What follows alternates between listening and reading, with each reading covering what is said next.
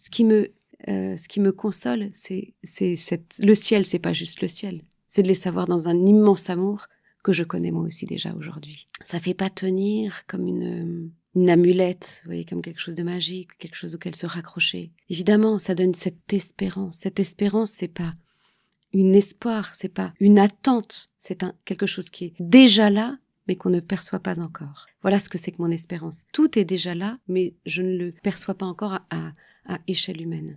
Ça m'empêche pas, ça ne me console pas quand je suis triste. Si vous voulez, je me dis pas à l'instant où je pleure immensément. Alors, l'instant de la mort de Gaspard, c'est un tout petit peu différent. Mais si là, tout à coup, je suis immensément triste, je vais pas me dire, allez, sèche tes larmes, ils sont au ciel. Non. Ce qui me console, le ciel, c'est pas juste le ciel. C'est de les savoir dans un immense amour que je connais moi aussi déjà aujourd'hui. Ce qui me console, c'est de me sentir immensément aimée, c'est de me sentir enveloppée par cet amour tellement plus grand que moi. Cet amour qui va pas tout expliquer, mais qui va dire, moi je suis là et je t'aime, est-ce que tu veux de moi? Est-ce que tu veux que je t'accompagne sur ce chemin?